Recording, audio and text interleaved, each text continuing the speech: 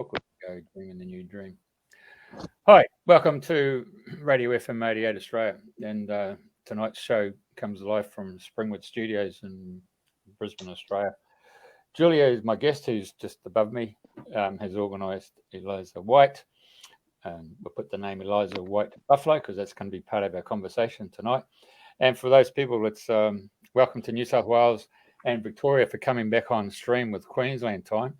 Our friends across New Zealand have come back to 9 o'clock on a Thursday night, and our good friends right at the very top there, it's 10 o'clock in the morning over there in the UK. And so without further ado, Julia's organised a really interesting conversation to take place tonight with Eliza, and it's over to my good friend Julia. Yeah, hello everyone. Welcome to Dreaming the New Dream. Yes, I'm really excited because we have Eliza White Buffalo joining us today. I've actually been following her on Facebook because she's been posting a lot about shamanism and always comes from the heart. But I'll give you a little background on Eliza before we hand over to start talking to Eliza. So Eliza was born into a Catholic family in Northern Ireland in 1965, exactly 1 year before I entered the world. So the same generation Eliza. And Eliza White Buffalo is the twin flame of Lakota holy man, Nicholas Black Elk, who lived between 1863 to 1950. As a child, Eliza had many paranormal abilities. And like most children with paranormal abilities, she would hide because there was lots of voices and confusing information. So she'd hide in a cupboard and go to a space she called the Green to be with Black Elk, who was obviously taking care of her in spirit and feel safe. So welcome, Eliza. Thank you, Julia. It's very good to be here. Great.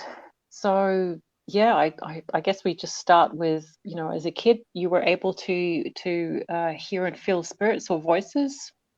Yes, and I didn't really know what that was at that time because I suppose because it happened from very early on, I believe from infancy, and at least Black Elk tells me from infancy that I was very much aware of him and many other spirits. So I kind of grew up not realizing that was different. And I was 6 years old before I actually realized that that was something that was different. And of course I went to my mother with it, and my mother couldn't understand it, couldn't accept it. So when I was about 6 years old, that's when I began to hide it from the world. But yeah, up until then, I was very much hearing voices, seeing other people, as I would see my grandfather who lived with us. So I would see my grandfather in the house, and I would also see Black Elk, and I didn't know that there was a difference between them. So that's how real it was for me in tiny childhood. Wow. And did Black Elk always appear to you in Native American gear, or did he sort of dress up to fit into Irish circumstances? No. When I was very small, he always appeared with a black suit on, a black suit and a white tie, which he wore for his catechist work. He was a Catholic catechist. So he would wear that suit, and he even had a Bible with a white cross in the front of the little black Bible with white cross in front. So he was very Catholic at that time, but obviously that's because I was being coached as a Catholic from my parents. So I got the Catholic energy from him as well, but also kind of merging into the Lakota religion as well. But yeah, the black suit, nothing on his head, an ordinary pipe that you would see your grandfather smoking. And although he would speak in a funny voice, and he would sometimes speak in Lakota, which sometimes I understood and sometimes I didn't. Wow, isn't that amazing? Well, I didn't think that it was any different than anybody else. When I was 6 years old, I can remember it distinctly. I can remember sitting on a pavement with a friend of mine called Maria, and I said to her, "What's your Indian like?" because I couldn't see him. And she didn't understand. She couldn't understand what I meant. And I got a strange feeling. And Black Elk says to me, ask your mom. And she was, there's no such thing as ghosts. Yeah, did they worry that you were going mad or something? Well, I think the general attitude in our house whenever I was a child was that she's a little bit strange. So none of your siblings or rest of the family had that ability, or your grandmother or anybody? It was just you? I don't believe so. I have my suspicions of one of them, but obviously I don't want to say live which one that is because that's his personal stuff. But yeah, when I was about maybe 11 years old, 10, 11 years old, then the kids all started to call me a witch and wolf boy. Because my hair was a bit crazy too, like it is now, and because I was a bit strange, so they called me wolf boy and witch and all sorts of things. That's just the way it was. Yeah. So how did it develop from then? From then, you basically, he was with you, and as you grew up and presumably became a teenager and started reading, I don't know, when did you find out what kind of an Indian he was in the first place? Sort of, did you read up for it? Or? Yeah, he's just prompting me here, reminding me. He said it was when I was around 8, 9 years old that he decided that it was time to tell me who I was, to remind me of why I was here in the first place. And that was not necessarily solely because of him, solely because of his work, but certainly because we two are one. That was part and parcel of what it was, why I was here. So about 8, 9 years old, things began to change. I began to spend more time in the spirit world, still believing that the two worlds was the same world, not realizing that that everybody just lived in the world that was mommy and daddy and brothers and sisters. I thought that everybody had this experience where they had two things going at the same time, two stories running at the same time. So the story began to change when I was about 8 or 9. And that's when he began to dress in Lakota dress. That's when he began to speak Lakota more. That's when he says to me now, he's saying, that's when I began to speak to the grandfathers. So he began to speak to the grandfathers and the powers of the universe. And they spoke back to him and showed us pictures of what it was that the two of us would do together in the world as one picture. It sure sounds like it was very planned and meticulously executed, because he intervened, or was close to you at a time. 8 or 9 is when usually the ego kicks in. We start developing our own personality and take on assumed personalities. So what was the two of you planned to do? I mean, I know he had a big vision and a dream about peace and unity in the world. Yeah. And I suspect that you were a part of that too. That's right.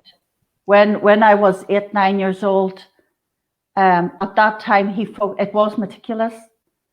It was very well designed around my age, my spiritual and my mental and my emotional maturity development and my sexual development.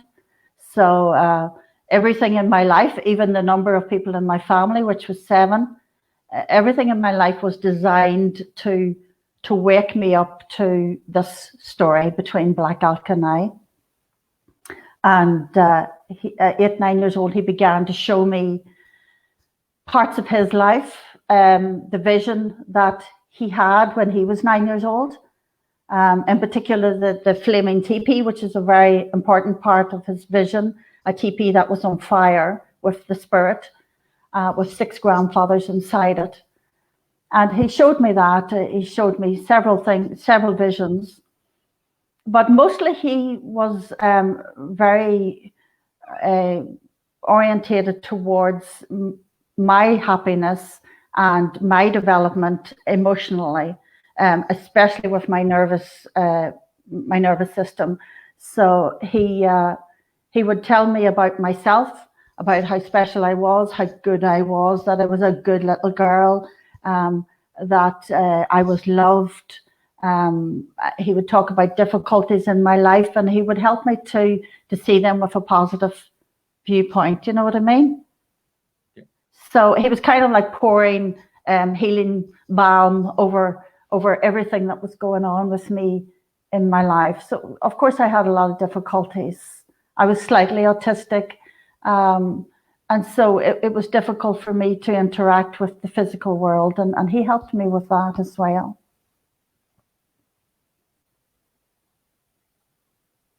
But That's yeah, really our plan. Because Black Elk, in the history when he's written up, it says basically that 9 was when he had the visions, and he found his calling to be a medicine man or a holy man of the Oglala Lakota people, right? That's part of the meticulous nature of all of this, because at 9 years old, after 9 years in life, you're ready to mentally develop more. And part of that mental development was the sort of interdimensional understanding and awareness of the self. So for him, that happened at 9 years old. So he chose 8, 9 years old for me because of that reason. Not because it was something that was nostalgic to him in any way, but because I would have been ready for it, mentally ready for it at that stage. Mm. I guess you could say mentally ready to delve into my shamanism, my shamanistic nature. So you basically were already doing shamanic journeying and living in the two worlds when you were basically from 9 years onwards. You're already doing that. That's right, yeah. You didn't have to train for it or anything. You didn't have to go in the desert for 2 weeks. No, it was just who I was. I thought everybody was the same. I think it wasn't really until I was about 12 or 13 years old that I began to I guess you could say I began to try to take steps to control it, to separate the two worlds, to a really bad result. Oh, okay. Tell us more. Well, when I was 13, I had an experience where things in my life were getting extremely difficult,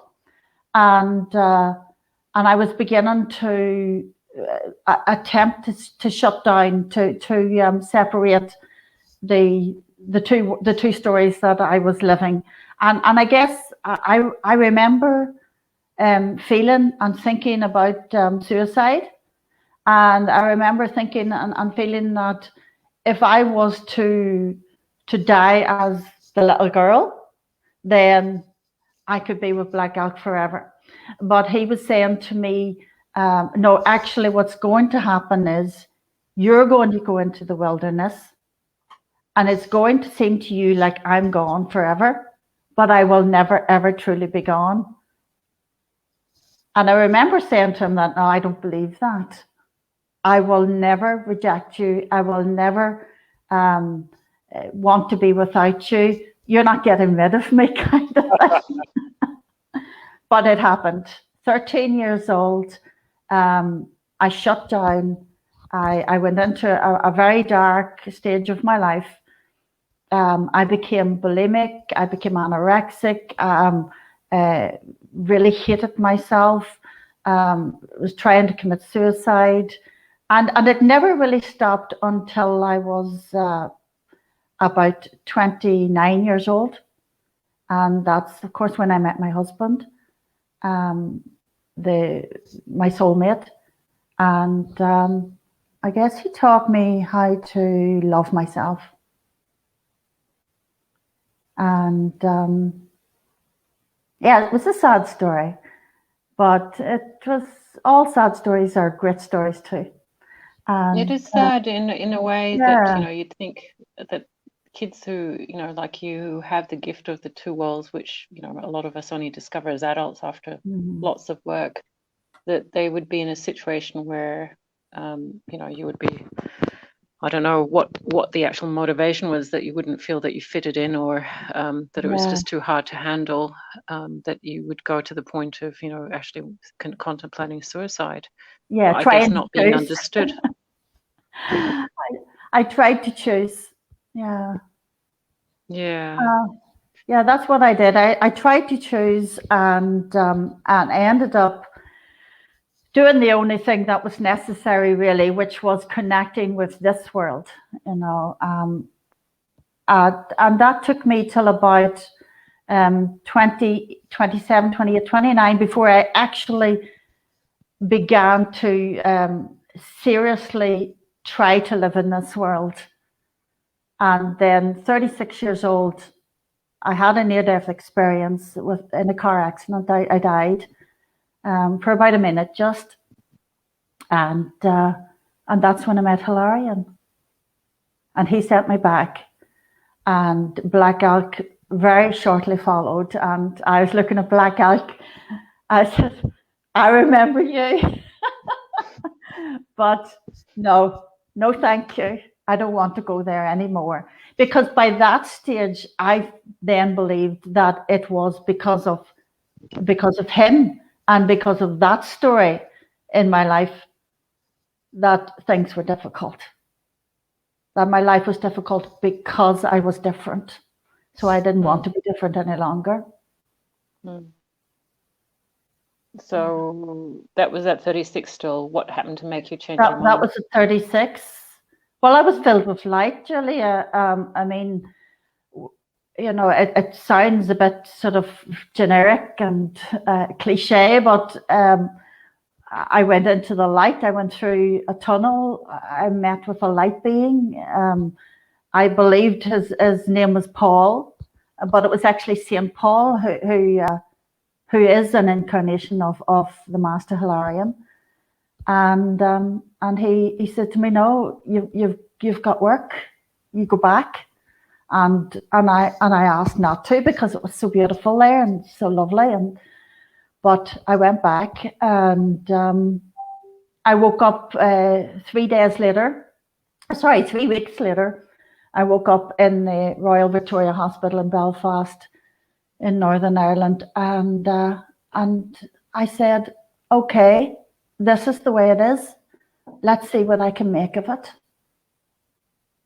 And that's when Black Elk came in again, and it was all positive energy from then on in, or at least it was mostly positive energy from then on in. Looking forward. Hurrah. Yeah, hooray! Because you went on. You went on to write 4 novels, the Two Roads trilogy, Letters from Rose, and lots of different books. And judging by all the audience that you've got, Angel and Julie and Kim and Vanya, everybody's very happy, and Melissa, and there's Cheryl, and they're all saying that you do excellent work. You've been working with someone in New York. They're all good friends now. I've met so many friends around the world on Facebook. I began, I think, 2009, when my first book was published. I got online, I got on Facebook. I didn't know what I was doing, but I met most of those people then, and I've got so many friends around the world now because of it. But yeah, it was 2008, and I was going to England, to Dorset, to see a friend of mine, Lou Jones, who was a wonderful mentor for me at that time. And I was on the plane, and the in-flight magazine that you get that sells the duty-free stuff and all of that? Black Elk said, pick up the magazine. So I picked it up and opened it at an article about J.K. Rowling. And Black Elk said to me, that's what we'll do, one book after another. And I thought, 7 books? But no, there's actually 4 books, 4 novels. So we went to England, and I was telling Lou about it, and Black Elk overshadowed Lou because she's a great medium, and she was able to bring through the plot of the first book. And I went home and began to write, and 8 months later, it was written. It's a big, thick book. And yeah, it's a good book. And then immediately we began to write book 2. Black Elk channeled more in book 2 and brought through the sort of the nature of the soul and what he calls the 4 sense, which was part of his journey, but is really the sort of as the soul ascends, mind, body, spirit, and emotion.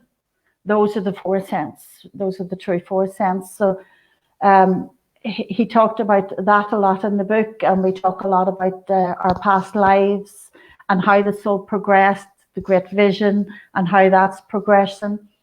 And then we immediately went into book 3, which is about my connection with him as a kid and how he taught me and the way that he taught me. It's a very beautiful book.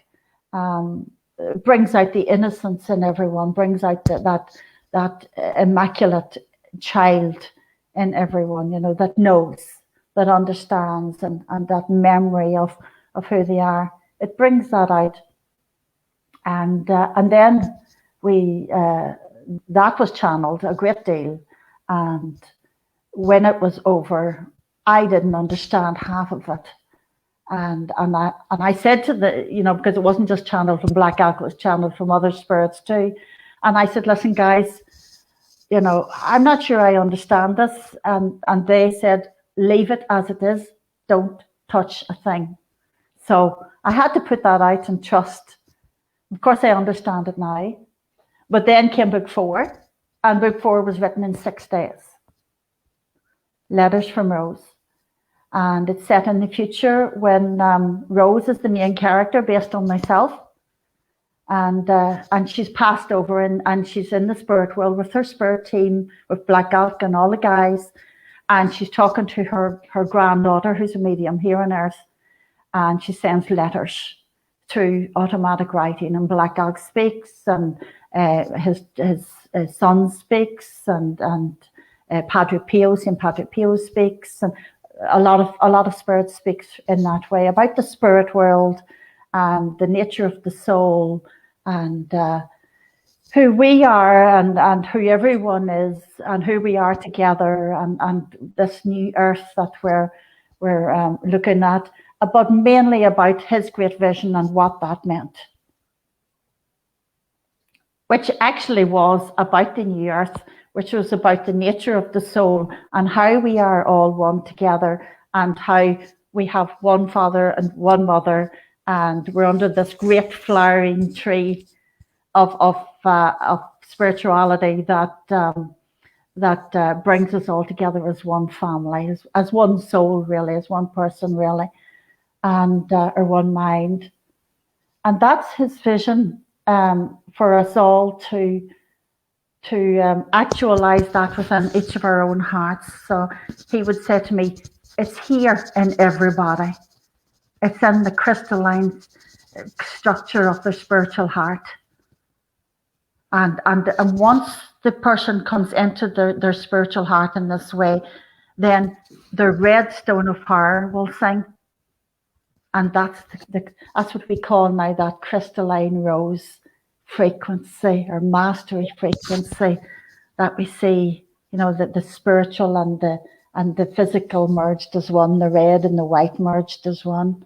So that beautiful rose pink frequency that we all have. And once we come into that begins to sing, and our song, our true soul's mission or expression is sung in the world, and the world transforms to match that. So it's a great vision. Yeah, and that's beautifully explained, because I think we all we've all experienced being in the flow and synchronicity, but we maybe haven't just put to, and a lot of people, especially people in this show, both in the audience and guests are focusing on trying to live from the heart and embody heart, but that the frequency and the sound and the song and the universe matching that. Yes, you put it very elegantly, very simply together. Yeah, it is that simple, isn't it? So, just ignore everything else that's happening in the world. Well, everything else, I guess, is part and parcel of the I within too. So, of the ego. So, as I sit here and talk to you, everything that's in the world, everything that I'm aware of in the world, even what I'm looking at, even you as I'm speaking to you now, is an aspect of the I within. And so I've got two choices. It's in this very, very simple moment, which is here and now. I've got two choices. Either I accept myself or I reject myself. And so I choose to accept myself because that's self-loving. Hey, one of your questions I wanted to raise was when you were young and you had your near-death experience, and St. Paul came to you, another aspect of Hilarion, and he told you to go back. When you came back, did you feel guilty, or did you feel filled with grief that you had to come back into this earth plane rather than why me? Why can't I go the other side? Or were you feeling when you came back on this plane that you were guilty that why you had to stay here to really carry the mantle that Blackout carried all those years ago when he was on the earth plane? Is there I just wanted to get an understanding of where your heart placed when you came where back. my heart was there. It's difficult for me to remember exactly because I was so poorly. I mean, I had been 3 weeks unconscious and had almost died completely. So when I woke up, I was very poorly and in and out of consciousness a lot for quite a few weeks. But I remember a great sense of hope. I remember a great sense of this is a good thing. And I don't remember feeling that why me, or oh, this is another terrible thing that's happened in my life. Or it was like magic, Jeff. Suddenly I was thinking positively. And I think it was because just Black Elk is saying to me now, it is purely down to the fact that he said that I was getting a lot of attention. So there I was in hospital. I was getting a lot of attention. Something spectacular had happened to me, he said. And I was excited again.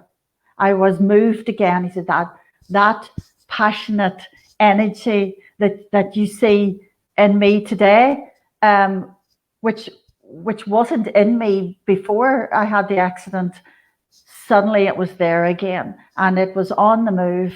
And you can't lie down and feel sorry for yourself when that passion is moving, because you react with hope, you react with positivity, you react with excitement, and you react with that energy of, okay, what do we do now? What am I going to do now? Something good. Yes, let's go. And kind of that's where I was. So when your partner, the male fellow, the romance came, did he just offer, was he your lighthouse? Was he your anchor to stabilize, give you stability yes. in the environment? Very much so. So because you mentioned about two worlds, that world, this world, by you're 9 years old and going into the cupboard and all that stuff and going into that green space. So now you realise that you couldn't have Blackout because he's on the other side. So now you got your man here on the earth plane who gave you that additional strength. Yeah. Would that be the correct way of saying that?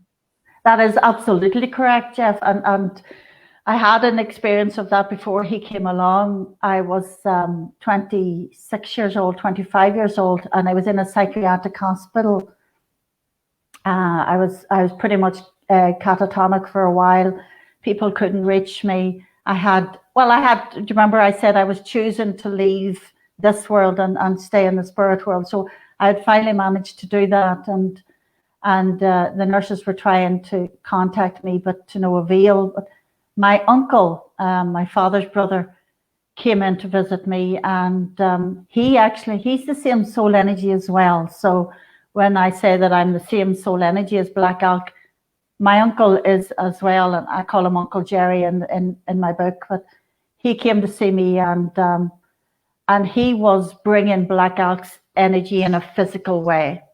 So I wasn't reconnected yet to Black Elk. So he was bringing Black Elk's energy in a physical way, and that was helping me to come out of the spiritual world where I had decided to stay for good. And I feel that was that created a scenario where I could recognize a doorway. He's just telling me now I could recognize a doorway between that world and this world. Sometimes I don't know these things, Jeff. What I'm telling you now about that doorway, I didn't know before. I just said it, but Black Elk is telling me this is the way that it was. And then I kind of understand that. And so when I met my husband, it was very much that I got to experience an anchor, as you say, in this world. But also because there was that sort of need to leave this world and be in the spirit world, the door began to open very, very slowly. And very, very slowly, because I was frightened. Mm. You know, even after meeting my husband, I met him in 1993. I didn't have the near-death experience until 2002. And so it took all of those 8 years for me to open that door, just enough for me to slip through. And that's what happened in the near-death experience. So the door was open then, and I was able to come and go. Right. Well, thank you.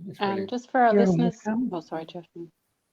Just for our listeners, you're doing shamanic work now as well.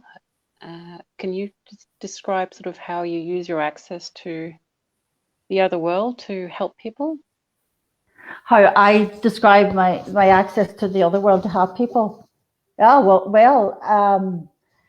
I guess it's been such a long journey. I began talking to people, talking to the spirit team at the same time, talking to the spirits connected to them, and tried to help them that way, by passing messages back and forth, doing a little bit of healing energy. And then I did some soul retrievals, underworld journeys, that kind of basic classic shamanism. But then I think as time went on and I became more risen in myself, I became more ascended in my own soul and reached frequencies of multidimensional experience. And of course, as I was reaching higher frequencies, I was experiencing more and more of the multidimensional nature. At one stage, Black Elk said to me, now the doors are all open to you. So not only had I that door into the spirit world, but I had a door into all of the dimensions. I accepted the dimensions that I wasn't ready for yet, which was 10 and 11. But at that time, right up through to the 9th dimension, I was capable of experience, and that was in 2012. And so what I do now, I reach the dimension which is the 11th dimension, and my body disappears. I don't have a body anymore. I'm just a mind or soul or whatever, consciousness. To help other people, I ask them what it is that they need. They tell me what it is that they need, and I know without a doubt that I'm going to get that I'm going to be able to see the way forwards for them at least. because I don't feel that there's any place in the multidimensional universe that I can't go to, whether it's dark or light. I've been to the darkest places and the lightest, and of course the light keeps getting lighter and the dark keeps getting darker. That's the thing. So there's always more. But yeah, I do work such as people, you know, want me to clear what they call negative energies or bad spirits. And sometimes they're pretty tricky energies, but because I've been there to that part of myself, then there's no fear in me going there again. I just so meet you it. actually own it. You just, yeah. Well, it's just another aspect of myself.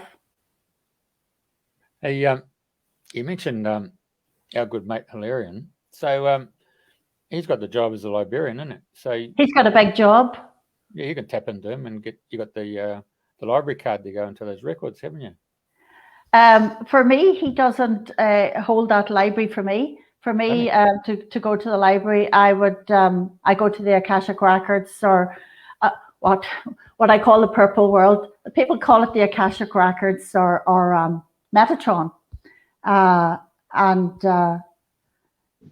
For me, it was never any of the masters nor Hilarion that did that for me.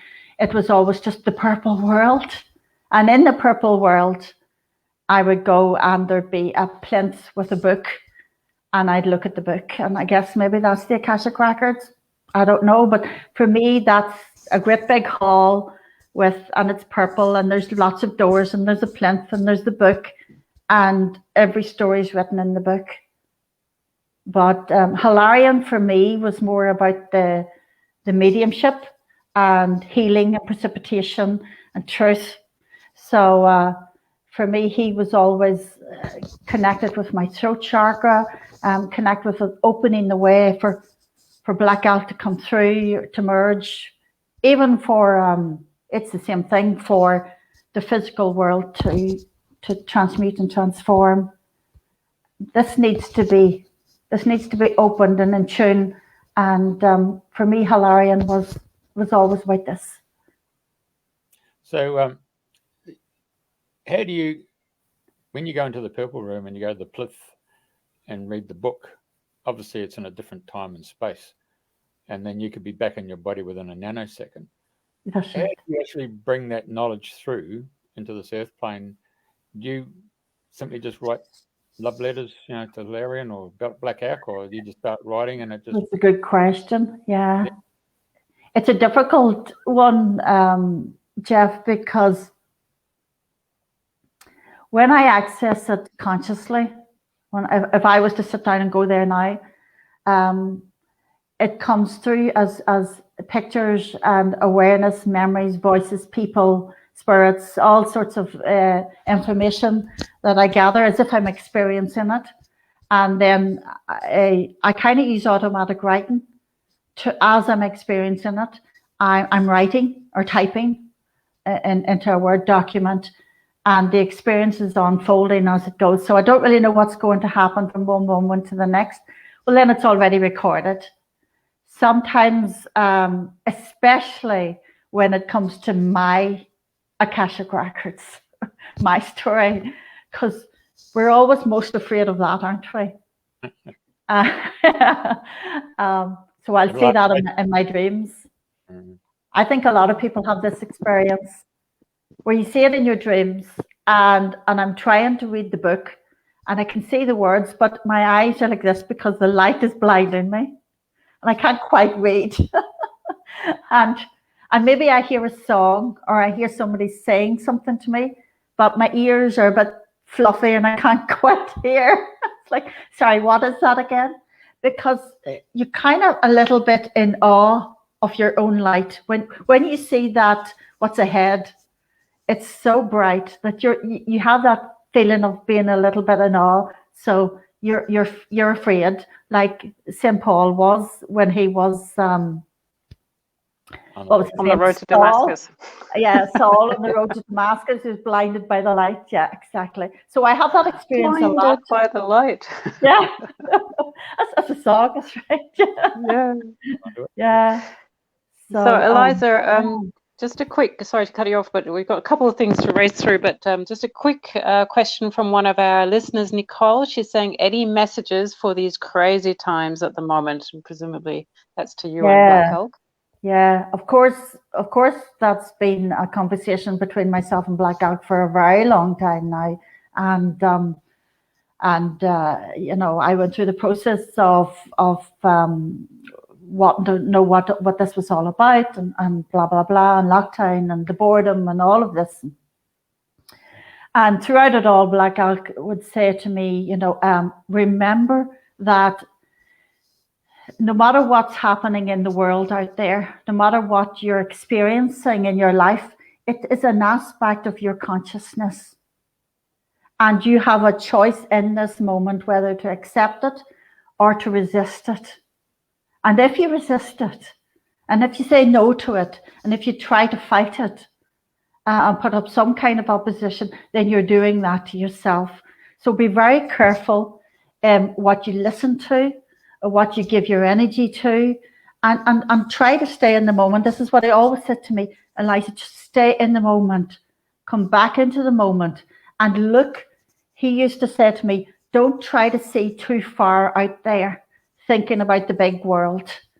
Just see what's here and now, and the conversation that you're having, the people that are in the room, what you're actually physically doing now, and find your merged happiness with that.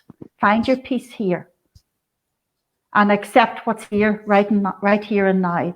And don't try to listen too much to what's going on out there, because you're going to know it anyway. You know, it's like when people say, I don't listen to the news every night, but I know what's going on in the world, you know. So you're going to get that anyway.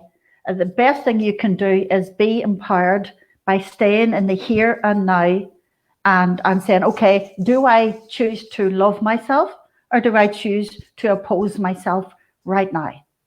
And it is that simple, as we said before. Yeah. It is that simple. Yeah. So that about was separation advice. or unity. Yeah. Yeah. And you. Thank you for that. And you're also, I mean, you know, that's exactly when we choose to be scared or separate or worry or give our attention to stuff that's happening outside of us, it diffuses our energy, it scatters them. It does, and dilutes us. Yeah. I understand that you have had memories of living in Lemuria, and that you still now work with your soul family from there.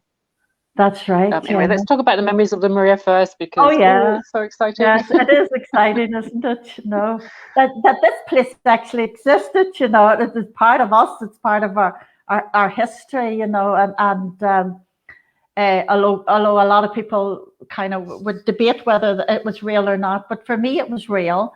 A large part of the world, a very high frequency, and it was one of the it was the first incarnation that I had into physical matter. My memories. This is in book 2, The Four Ascents. It was 2010, and Black Elk was showing me videos of past incarnations, and just describing the nature of the soul and how it develops and progresses into physical matter. And he showed me a particular video of myself as, of all creatures, a large ox on Lemuria. So I was this big heavy four-legged creature, munching away at grass. And I remember the feeling of being so big and thick and heavy. Of course, when your conscious experience before that and up to that has been of lightness and able to move and shift about very, very easily just with thought, then to actually feel this heavy physicality was a huge, huge change for me, and I remember the feeling of, oh my goodness, how do I actually physically move? You know, how do I get from here to there? And it was very cumbersome. And then he showed me a video of myself in the waters of Lemuria, which is that sort of beautiful turquoise color. I'm very much in the throes of those memories now, which is why I like to wear blue and white. But I was in the waters, and it has actually taken me until recent years, maybe about 3-4 years ago, to actually remember the experience of being a mirror person, which was very exciting. And I got this spirit came through. Of course, all the spirits that you connect with, your spirit guides, other spirits, other people, everything's just an aspect of you. And so an aspect of my consciousness was waking up, and it was coming to me in awareness of a kind of mirror person called Aveline. And Aveline had the twin flame, of course, and his name was Andrew. So I had these two pieces of a certain aspect coming to me, male and female, Aveline and Andrew, mirror people, and helped me to remember the experience of being underwater, and of being a physical creature, and being able to move through vortices underneath the water, and able to move through time, to move through time in Lemuria, because there were so many different stages of Lemuria, different frequencies. The frequency went from a frequency of the physicality was like a myriad of energy moving all the time, like as if you were on LSD or something. Not that I was ever on LSD. But disclaimer. You see the psychedelic, sort of images of people on LSD and everything, the age of Aquarius and all these colors moving and swirling about. And so it was kind of a wee bit like that at the beginning.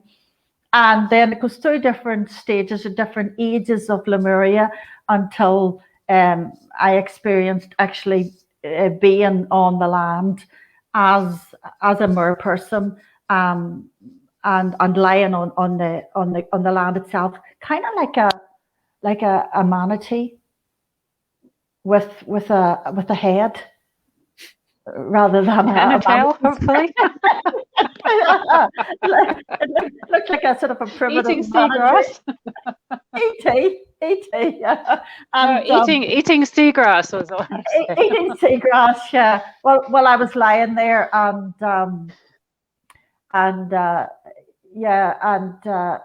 Black Elk helped me then to show me how to get back into the water, and that's when Aveline and Andrew started to show me the vortices, how I was moving through time. And at that stage we brought the physical earth, which of course is this. We brought the physical earth through one of those vortices and onto the shores of a brand new Lemurian world, which is the world that we're in now. So I refuse to give my energy to a negative viewpoint of this world. So whenever I do see COVID still going on, and I see different things going on in the world, and the prospect of things happening in the world, I choose to see the positivity and the light within that. Because of course, this Black Elk taught me one thing. He taught me this. He said that no matter what it is, whether it's a situation, a person, a moment, a speech, an item, an experience, whatever it is, it's got two equal roads in it. And which one you experience and which one actually gets to manifest is the one that you give your energy to. Great. So I choose the lighter side of COVID. I don't look at the negativities of COVID. I don't look at the fears. I look at the hope of a world where we're all we've got a different immune system, you know, and things like that. I'll try to find the truth in everything. So basically, what you're saying is that you're transmuting that energy into love. Yeah. A interesting concept that you found yourself as an ox, and in this life here, you've taken on the totem of a buffalo, and both beasts of domestic. Yes, indeed. Yeah, big, heavy domestic bovine animals. Yeah, bovine, is that the correct word? I think it is. Yeah, exactly. Yeah. So what you use for pulling the plough, or you're pulling the cart. Yeah. Provide the meat, then you can provide heavy work. Yeah, Black Elk has said heavy work. It's heavy work, and it's or light work, depending on what way you look at it. But it's also there's a lot of hope in that energy. So of course, the heavier something is, the lighter it is. You know, it has its equal opposite. But for me, the main totem, although I am a white buffalo, I'm also a seal, which is kind of playfulness. I'm a white horse, which is that sort of sense of freedom. The bear is about medicines, and the eagle, you know, reaching the sun and that. But for me, the greatest totem in this life is the snake.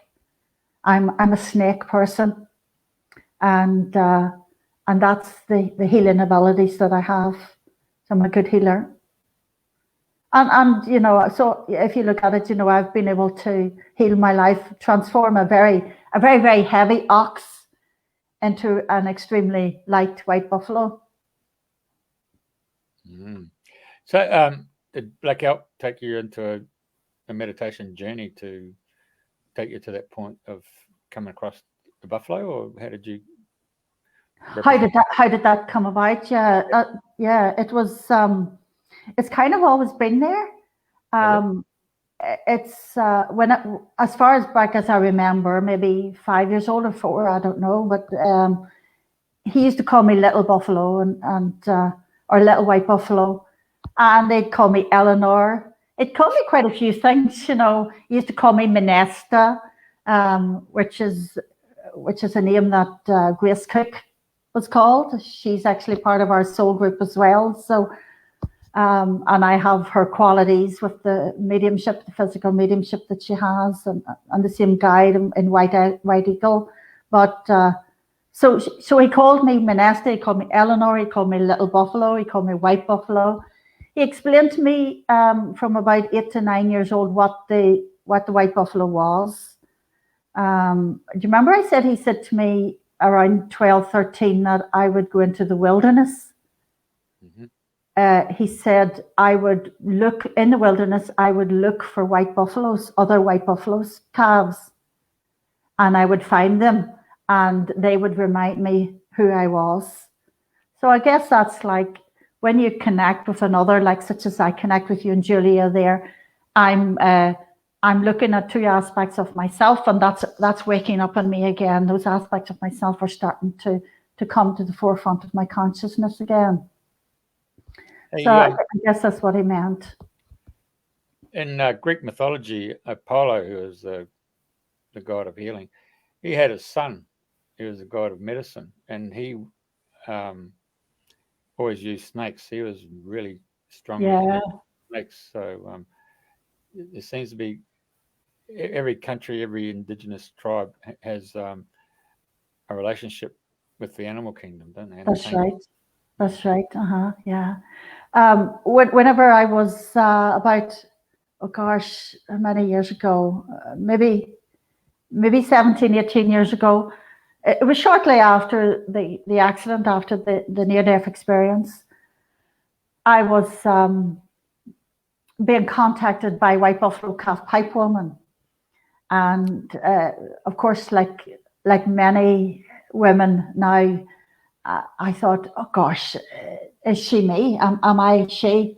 And of course we all are, because it's the avatar, it's the savior, or the Christ, or that white energy in our hearts, a crystalline energy in our hearts. That's who she is, the divine feminine aspect of ourselves. But at that time, I asked Black Elk, about this feeling that I had. Can you help me to understand why I feel like this? And one of the things he said to me then was, you once were a Lakota girl called White Buffalo, and you were 16-year-old when her father died. And Black Elk was incarnate as her father at that time. So at that time, White Buffalo was the daughter of her twin flame, her father. And Black Elk's just making a joke, throwing me off a little bit. He said, as all little girls do, believe that they're with their twin flame and that's their father. I don't know if you understand that or not. He won't give up, so I'm going to have to tell you. He's talking about the fact that the first idea of the twin flame, or the first idea of a divine masculine self in a little girl's life, is her father, of course. That's God. That's the divine masculine presence in her life. And she learns from him, externalized her divine masculine onto him. And so this little girl, White Buffalo, she was with her twin flame, which was her father. And when she was 16-year-old, he died. She fell off a cliff. She was shamanizing at the top of a cliff, and she fell. And her father tried to save her, and he managed to pull her up, but he had a heart attack or some kind of attack, and he died. And she was filled with a sort of a sense of responsibility, and this kind of also patterned my life. I don't have a picture of her here. But I do have a picture of her, because I had a psychic artist once draw me or paint me a picture of a spirit guide, and I said, just go with it, whatever you see. And he painted a picture of her, which was very interesting, because she had a little scar like Harry Potter on her head here, and she had tears in her eyes. And the reason why she had this scar was because she was struck by lightning at that time, and which is why she fell off the cliff. She was struck by lightning. And so she had this scar on her head, and she had tears in her eyes, which represented the sense of heaviness and responsibility that she felt that she had to carry on her father's work. And I guess I felt that all my life as well, this heaviness and the sense of responsibility weighed very heavy on me, that Black Elk had given me this whenever I was a child, and I had done nothing with it. And then I started to wake up again, and again it was like, oh my gosh, this is too big, this is too big. No, because we always think that our energies, our soul energy is too big, but actually it's not too big for us at all. Hey, I just want to, most people, when you talk about Lakota, they're not quite sure. It's actually Lakota Sioux tribe, isn't it? Lakota, yeah. Would find that if they looked at all the 400 different tribes that are in North America, they'll find that they're more in North and South Dakota, and they'll actually. That's right, yeah.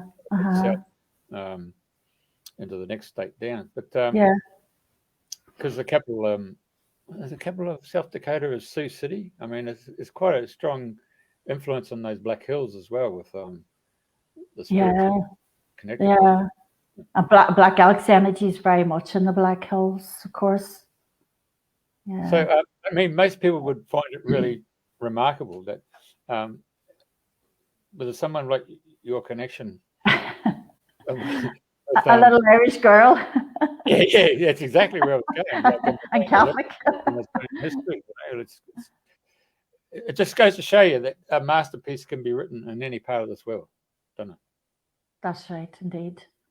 Well, yes, and I'm sorry, but as a shaman, then I always have to take everything back to oneness. On the level of geography and the world is separated into different countries, then yes, and different cultures, then absolutely it's quite astounding that a young Irish girl could have this Indian who's saying, well, do you know what, you're me, and this is what we're doing. We're doing this work, and this is the vision that we had, and we want to carry that prophecy forward into the world so that everybody can realize the prophecy in their own souls. So that's a massive, massive thing that I guess I felt that burden of responsibility, because obviously I was choosing to feel that. But from the perspective that I am the creator of the universe, or the co-creator of the universe, whereas everything that I see around me in the universe as it is now, past, present, and future, is all just my consciousness. It's all here or wherever it is, wherever consciousness is. And Black Elk and the Black Hills and the Lakota and South Dakota and North Dakota and Wyoming and Minnesota, that's all just part of my consciousness. So it's kind of like, it looks like it's separate, but it's not separate at the same time. Hey, you brought up a really interesting point before. Sorry, Julia. You mentioned when you do your automatic writing, it's almost like you're writing a letter to the creator, and you might write your letter and then you send it off. Then you would have a cup of tea or something, and shortly afterwards you just get this impression, or you might get a verse from a song, or a lyric from a song, or whatever, and all of a sudden you just start penning it down and you start writing, and all of a sudden you've written your book in 6 days. Is that how that? No, it's crazy. With all my books, I didn't really know what it was that I was going to write beforehand, but I waited for the cue, and the first cue came with the first book, and I heard Rose was in the cupboard. She had been there all afternoon. No one was looking for her. So I got on my laptop and I started to write, and it just came from there. 8 months it was done. Second book, in the beginning there was nothing. I am nothing, yet I am. And so I started writing from there. Third book came, You Are Going Back to Your Childhood. I wrote You Are Going Back to Your Childhood, and the book developed out of that. And it was written in quite a long time. It took me about 6 months, and then about a year later, I stopped for about a year, and then a year later I did another 6 months. And then the fourth book came, and I knew it was going to be written very quickly. Black Elk had prepared me beforehand, saying that it's going to stream pure, and you're not going to know what you're writing. You're just going to write it down automatically. And he said, I want you to take yourself away from all distractions. So I hired a little cottage in Donegal, a little thatched cottage. It was beautiful. In January, I can't remember what year it was, 2017 maybe, 2018. And I sat down, and I still didn't know how to start. Went out, got something to eat that night, and I saw a star up in the hills, up in the mountain. Well, it turned out it was like a big sort of monument type thing that was lit up, but it looked like a big star was sitting in the mountain. And I felt then, okay, so we're going to write about the star origins. And I came back to the house, and I sat down, and I heard, You are beautiful where you are.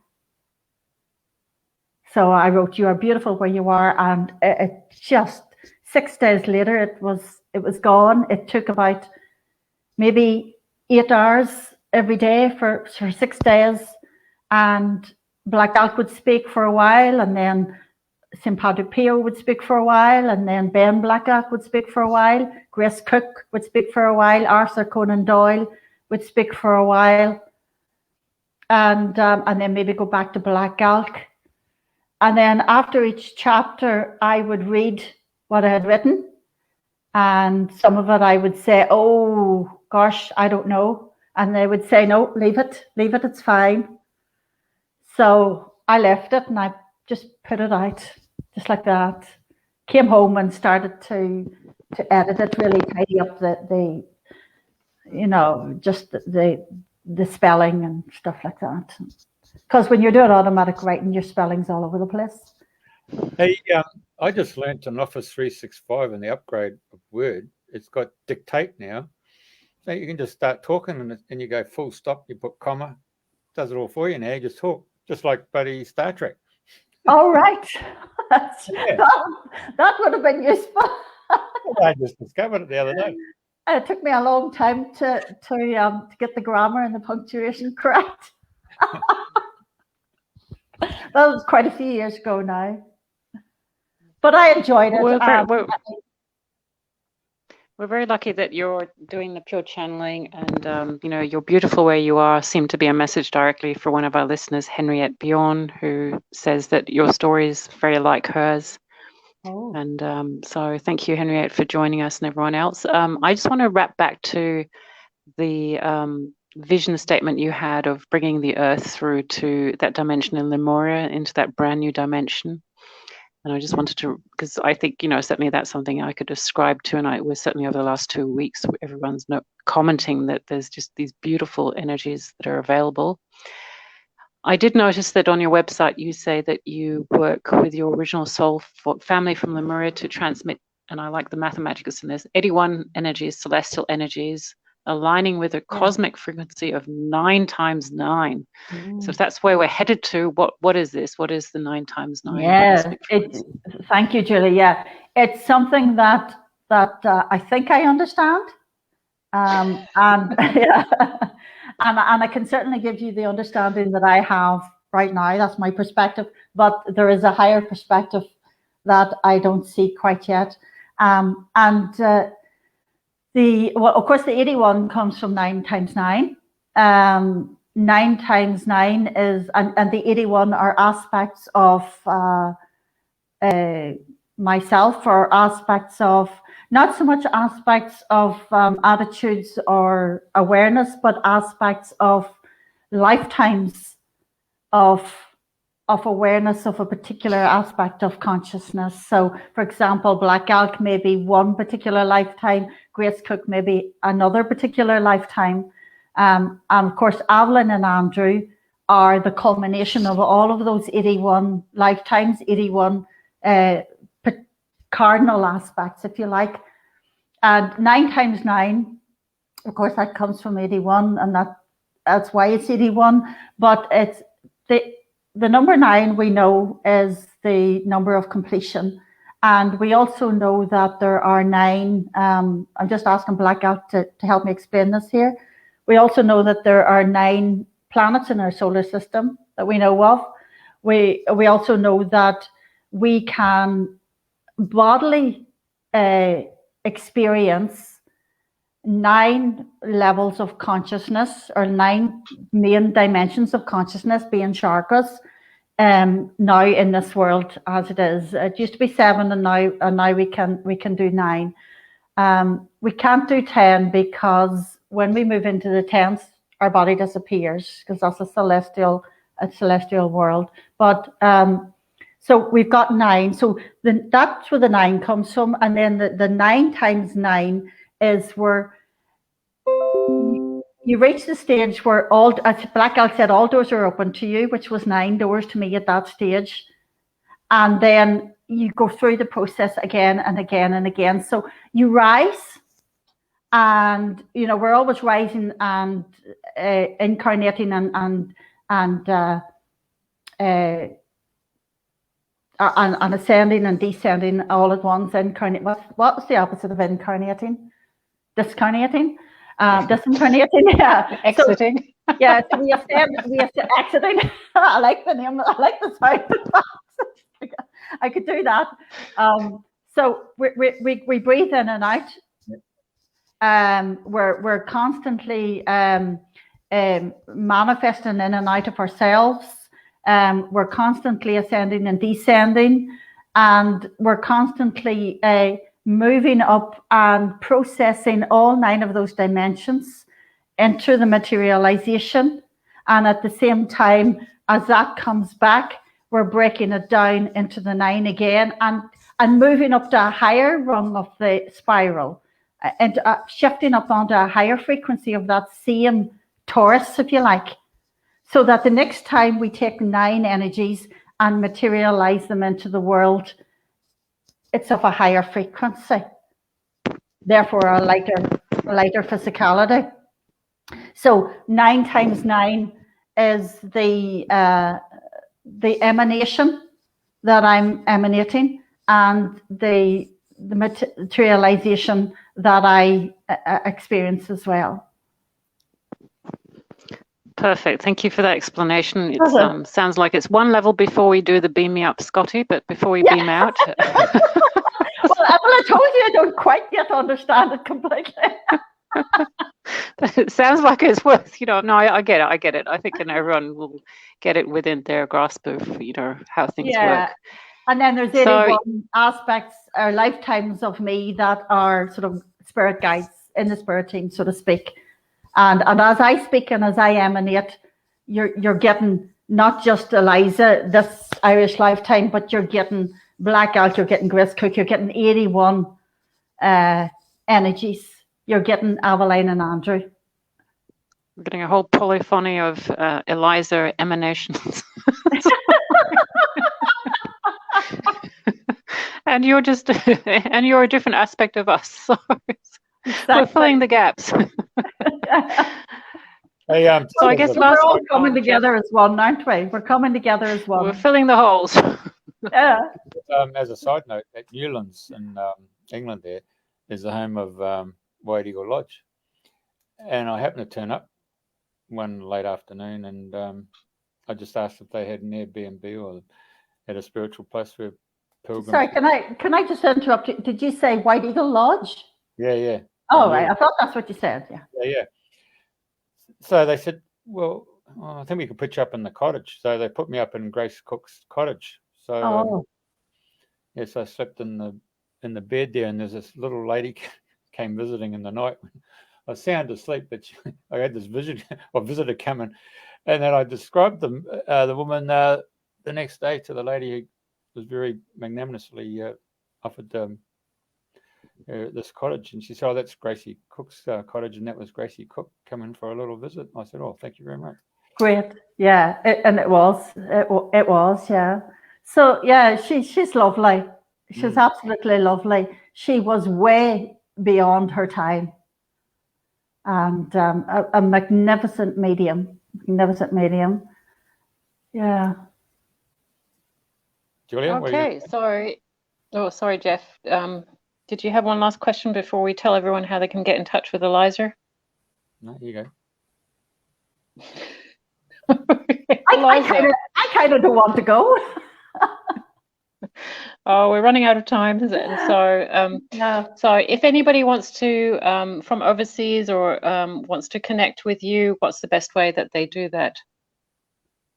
Well, I'm old school. I love Facebook. Did you ever think the time would come when we'd say Facebook was old school? But I love Facebook. I love Messenger. So I'm on Messenger all day.